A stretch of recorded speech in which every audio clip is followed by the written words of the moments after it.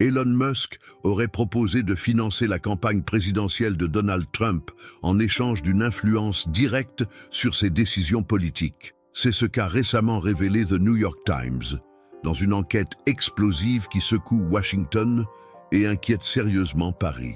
Car derrière cette alliance improbable entre un milliardaire de la tech et un ancien président populiste se cache un réseau d'influence qui dépasse largement les frontières américaines.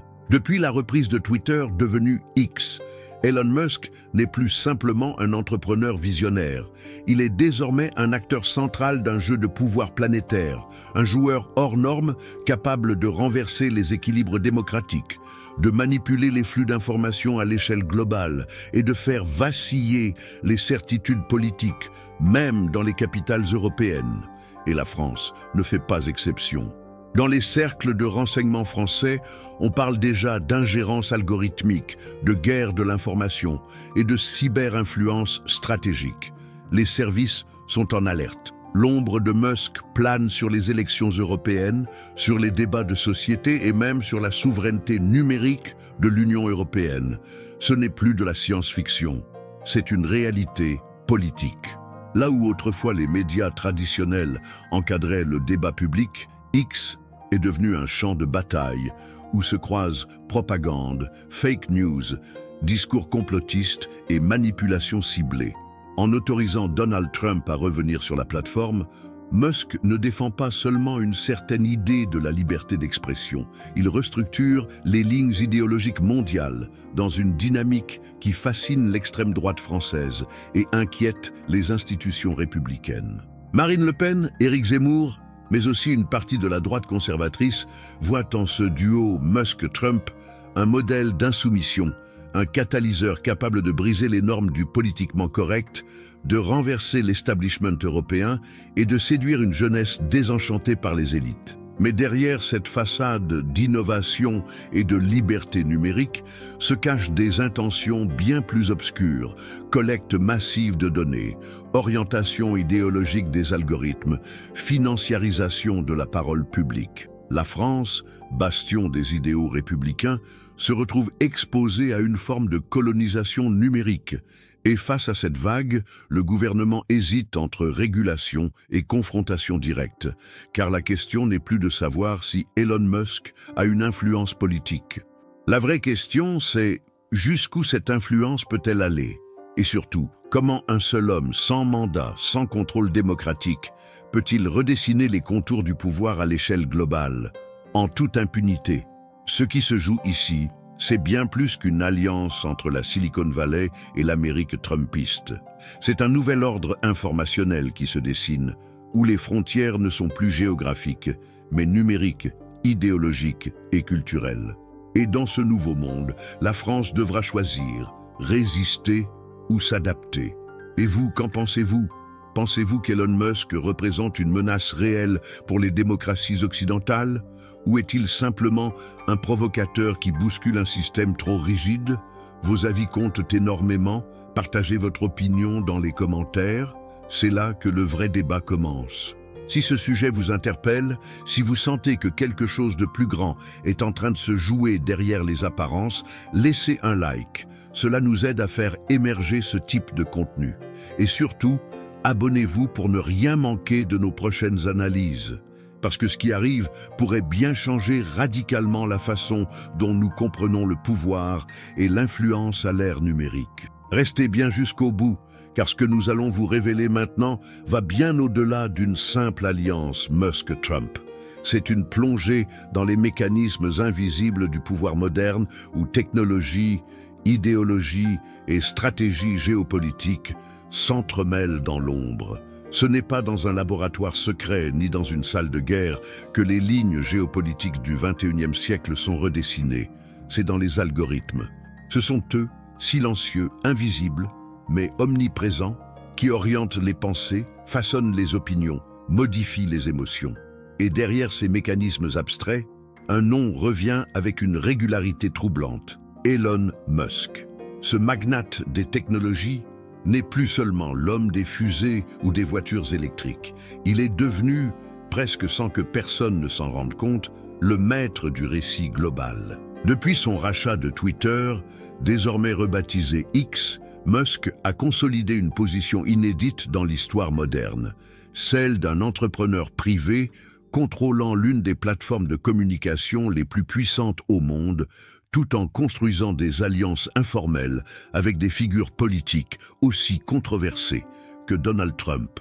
Loin d'un simple acte économique, cette acquisition a eu un effet domino sur l'ensemble de l'écosystème de l'information, provoquant une onde de choc qui n'a pas épargné l'Europe, et notamment la France.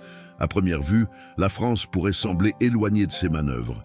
Mais c'est précisément là que réside le danger, car la force de cette influence ne se manifeste pas de façon brutale, elle s'infiltre. Elle s'installe dans les espaces gris entre liberté d'expression et incitation à la haine, entre débat d'idées et propagande calculée.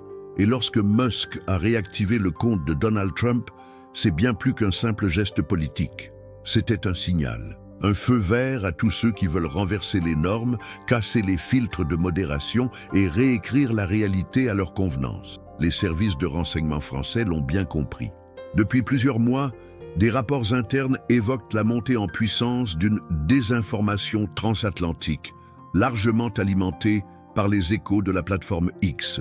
Ce qui est particulièrement inquiétant, c'est la manière dont certaines tendances américaines, théories complotistes, rhétoriques anti-système, glorification de la figure du rebelle autoritaire, se retrouvent amplifiées dans le débat public français.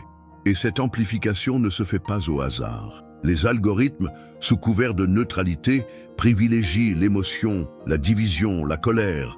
Musk le sait, il s'en sert, il le cultive même. Dans ce contexte, la question n'est plus seulement technologique, elle devient profondément politique. Car si Elon Musk est capable d'orienter les débats publics, d'influencer les élections, de redonner une voix à des leaders controversés, quel contre-pouvoir lui reste-t-il? Qui peut l'arrêter? Certainement pas les institutions démocratiques, lentes, divisées, souvent impuissantes face à la rapidité du numérique, et encore moins les plateformes européennes qui peinent à rivaliser avec l'impact viral de X, désormais devenu un écosystème à lui seul. La France pourtant tente de réagir. Emmanuel Macron a plusieurs fois exprimé son inquiétude face à la radicalisation du débat numérique. Des lois ont été proposées pour renforcer la régulation des plateformes, mais elles arrivent toujours avec un temps de retard. Car dans le monde d'Elon Musk, ce ne sont pas les lois qui dictent le tempo, c'est l'audace, l'agitation, la disruption permanente. Et dans cette tempête, les démocraties traditionnelles vacillent.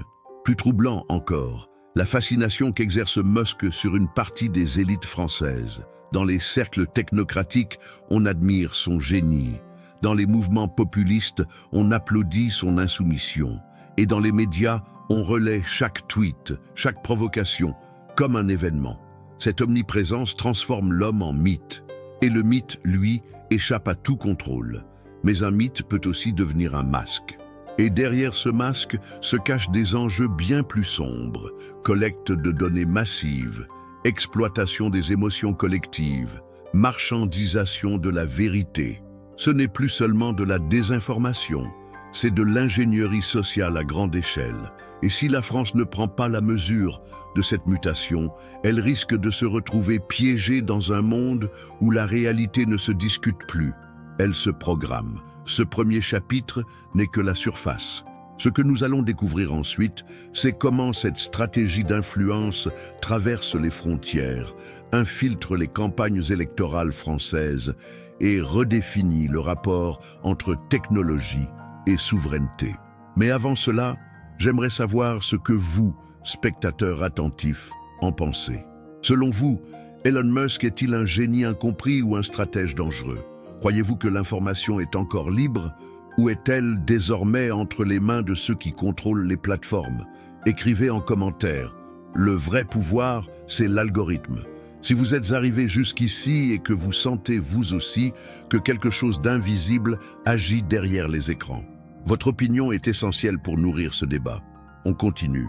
Il suffit de regarder l'évolution du paysage politique français au cours des dernières années pour comprendre à quel point l'influence étrangère, souvent insidieuse, est devenue un élément central des tensions sociales, des fractures idéologiques et des manipulations narratives qui secouent la République. Ce qui est frappant, c'est la manière dont les courants venus d'ailleurs, en particulier des États-Unis, pénètrent les imaginaires collectifs français, modifient les codes du débat public, infiltrent les mots, les colères, les slogans.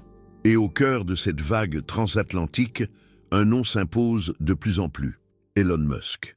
Ce n'est pas un hasard si son omniprésence numérique coïncide avec une montée brutale des discours antisystèmes en France, une perte de confiance dans les médias traditionnels et une fascination croissante pour les modèles d'autorité disruptifs qui défient l'ordre établi tout en s'habillant d'idéaux technologiques. En réalité, Musk n'a jamais eu besoin d'intervenir directement dans la politique française pour en influencer les dynamiques. Il lui a suffi de créer un écosystème numérique où les voix les plus clivantes, les plus provocatrices, trouvent un écho démultiplié.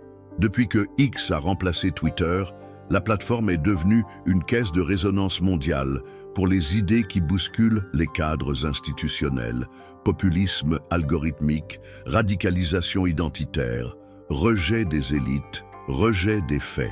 Or, dans un pays comme la France, où la tension entre la République et ses citoyens est un sujet historique et inflammable, ce type d'amplification algorithmique agit comme un catalyseur. Il ne crée pas les divisions, mais il les rend inévitables. Là où autrefois les mouvements sociaux émergeaient dans les rues ou à travers des syndicats organisés, ils naissent désormais dans les flux numériques, dans les fils d'actualité de plateformes contrôlées depuis la Californie. Les récents exemples du mouvement des Gilets jaunes, du débat sur la réforme des retraites ou encore des réactions autour de la laïcité démontrent à quel point les émotions collectives sont désormais tributaires de dynamiques virales.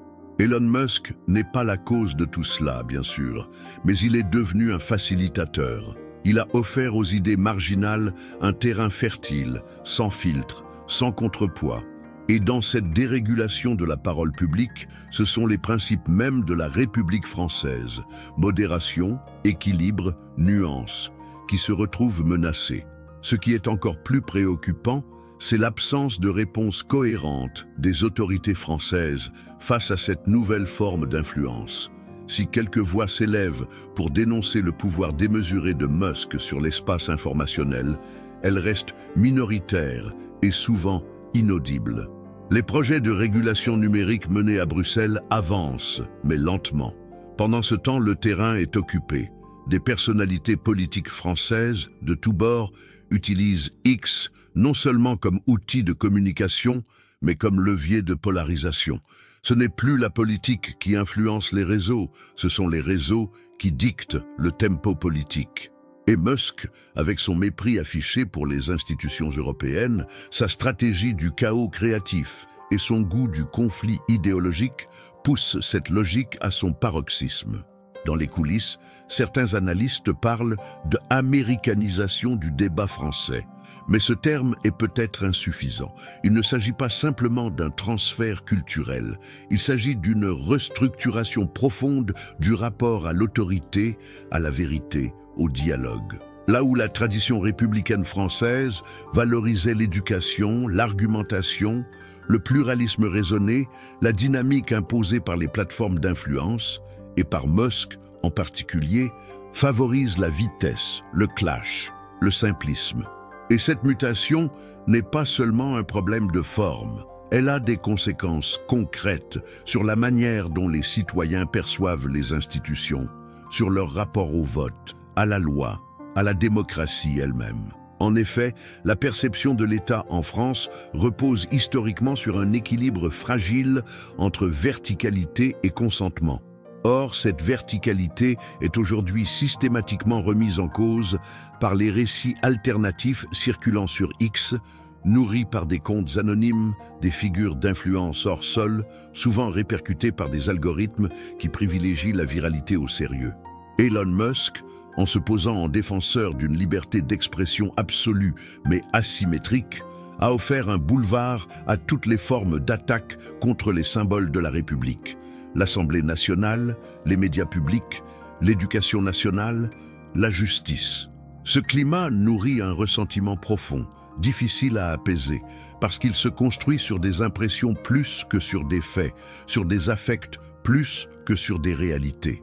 La force de l'influence musquéenne réside là, dans sa capacité à produire des récits émotionnels, à polariser l'opinion, à faire de chaque désaccord une guerre culturelle.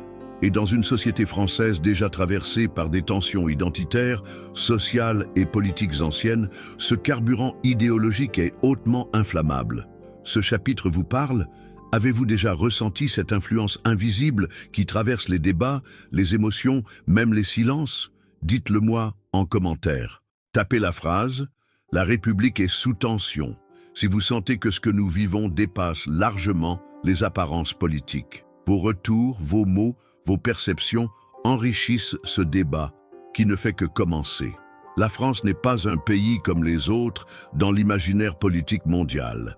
Elle incarne à la fois la révolution, la République, l'État centralisé et la résistance intellectuelle. C'est ce qui en fait aujourd'hui un terrain d'expérimentation rêvé pour ceux qui souhaitent bousculer les codes de la démocratie classique, déconstruire les symboles de l'autorité républicaine et tester la solidité des institutions face à la déstabilisation numérique. Et dans cette dynamique de fragmentation organisée, Elon Musk se positionne non comme un simple observateur, mais comme un acteur aux manettes qui alimente les tensions à distance, sans apparaître officiellement sur la scène.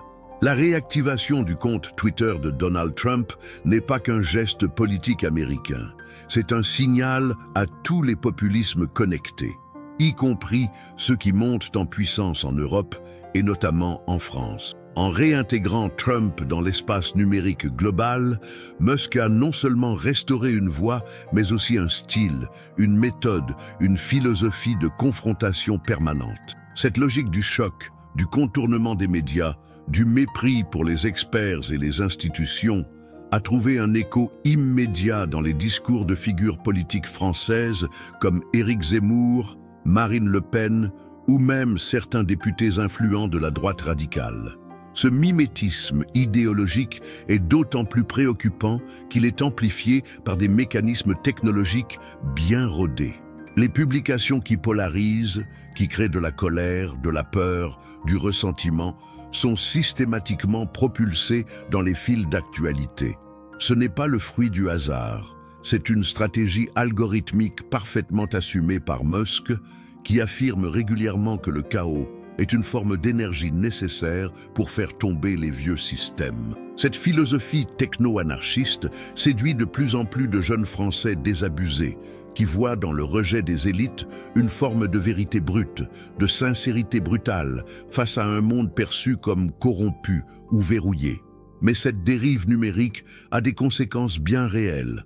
Des militants se radicalisent en ligne, des mouvements se forment dans les ombres des plateformes, des rumeurs prennent la place de l'analyse. Et dans ce contexte, la France devient un laboratoire où se testent les limites de la République à l'ère de l'hyperconnexion. On y observe en temps réel la montée d'une défiance systématique envers les institutions, un rejet croissant de la science, de l'éducation traditionnelle et une montée en puissance de la pensée complotiste, souvent nourrie par des sources américaines relayées sans filtre par X. Ce phénomène transforme peu à peu le paysage politique français. Les partis modérés peinent à mobiliser. Les idées extrêmes séduisent par leur radicalité apparente et les plateformes comme X deviennent les nouveaux lieux de formation idéologique. Plus besoin de manuels, de discours structurés, de débats de fond.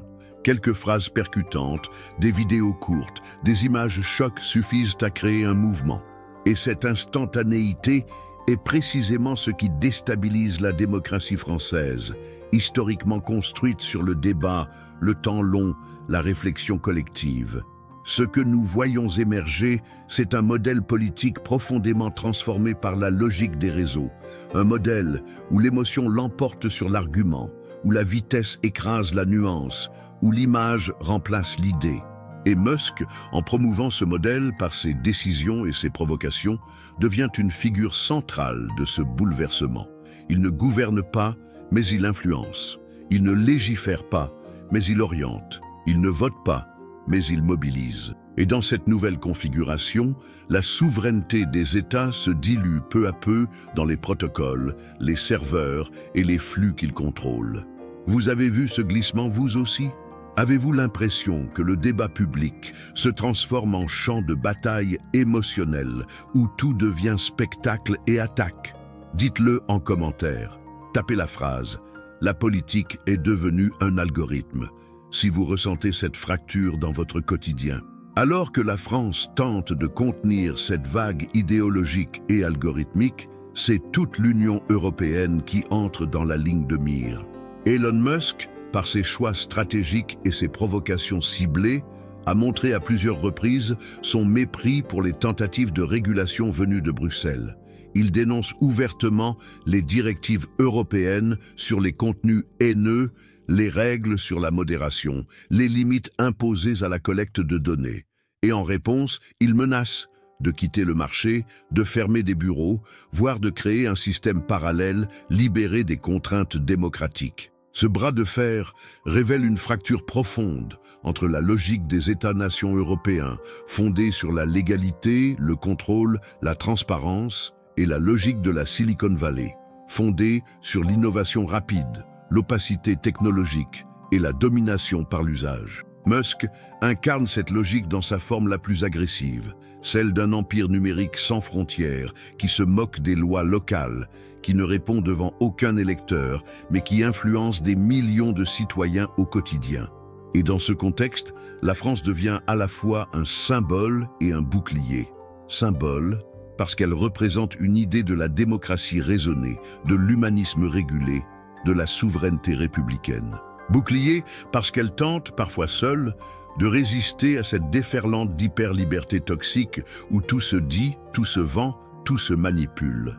Les débats à l'Assemblée nationale sur la souveraineté numérique ne sont pas seulement techniques, ils sont existentiels. Ils posent une question brûlante. Qui contrôle le réel ? À l'heure où celui-ci passe par des interfaces appartenant à des géants américains. Et vous, pensez-vous que l'Europe peut encore imposer ses règles?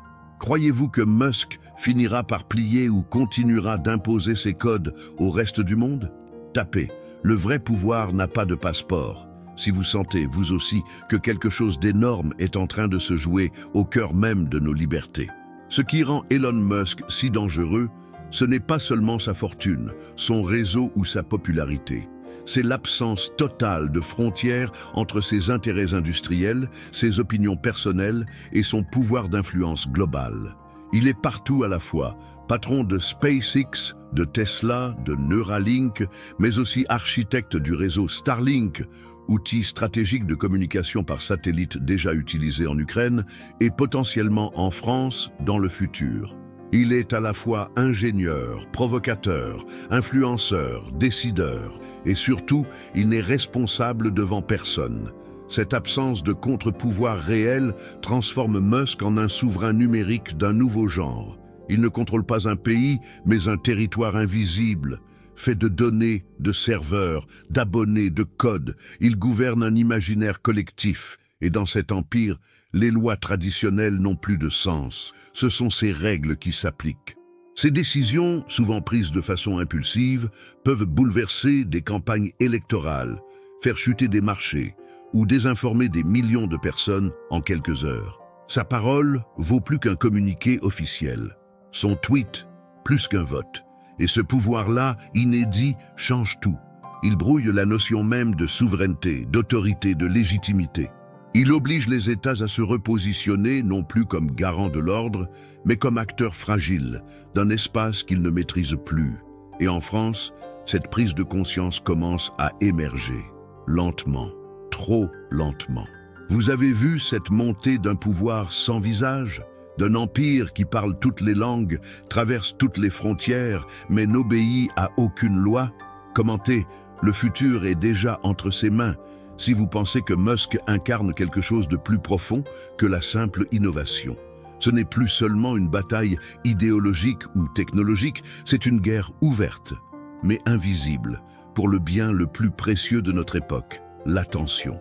Ce que les armées ne peuvent pas prendre par la force, les géants du numérique le capturent par les écrans. Et dans ce nouveau théâtre d'opération, Elon Musk est devenu un général sans uniforme, mais avec un pouvoir bien plus destructeur que des divisions blindées. Il contrôle ce que des millions de cerveaux voient, ressentent et partagent chaque seconde. La guerre de l'attention ne se joue pas dans les urnes, mais dans les fils d'actualité. Elle ne se gagne pas avec des arguments, mais avec des émotions brutes, des récits simplifiés, des vidéos chocs. Et Musk, à travers X, a su exploiter cette dynamique avec une précision clinique. Il a compris que le plus important n'est pas de dire la vérité, mais d'occuper le terrain, d'inonder l'espace, de saturer les esprits. Dans cette stratégie, la France devient une cible de choix, une société hautement politisée, culturellement sensible, marquée par des tensions sociales chroniques. Une société qui, lorsqu'elle est poussée à l'extrême, vacille dangereusement. L'attention, c'est aussi le carburant des campagnes électorales modernes. Ce que les politiques mettaient jadis des années à construire par des discours et des programmes, une simple tendance virale peut désormais le détruire en quelques jours. Musk, en position de force, peut amplifier ou étouffer n'importe quelle voix, par un simple ajustement d'algorithme. Il devient ainsi un faiseur de rois numériques. Et cette réalité inquiète en haut lieu. Dans les cercles de pouvoir français, on commence à prendre conscience que la souveraineté ne se mesure plus seulement en armée ou en traité, mais en capacité à capter ou à protéger l'attention de sa population. Mais ce contrôle ne se limite pas à la politique. Il s'étend à la consommation, à la culture, à la manière dont les jeunes Français perçoivent le monde, les conflits, les modèles de réussite. La figure d'Elon Musk devient elle-même une marque, celle de l'audace, de l'anticonformisme, du dépassement des règles. Et ce mythe pénètre profondément dans les imaginaires adolescents, influençant leur vision du futur, leurs aspirations, leur colère. Il devient difficile de savoir si l'on débat encore d'idées ou si l'on réagit simplement à une mise en scène continue, produite pour nous maintenir engagés, piégés dans une boucle de stimulation constante. Et dans cette boucle, la République perd du terrain. Les discours nuancés, les analyses complexes, les processus démocratiques sont écrasés par l'instantané, le viral, le spectaculaire. Une phrase sort du contexte, un extrait devient vérité absolue, et toute une pensée s'effondre. C'est un effacement progressif de la complexité, une désintégration du débat, que Musk semble non seulement tolérer, mais encourager. Il ne veut pas d'une société informée. Il veut une société connectée, en réaction permanente, sans mémoire ni recul. Et dans ce jeu, la France, avec ses traditions intellectuelles et son modèle d'éducation critique, est directement menacée. Vous avez ressenti ce bombardement d'informations sans pause? Avez-vous remarqué que tout semble fait pour capter, diviser, retenir? Tapez en commentaire « Mon attention vaut de l'or ». Si vous sentez, vous aussi, que ce que vous regardez n'est plus un choix, mais un piège.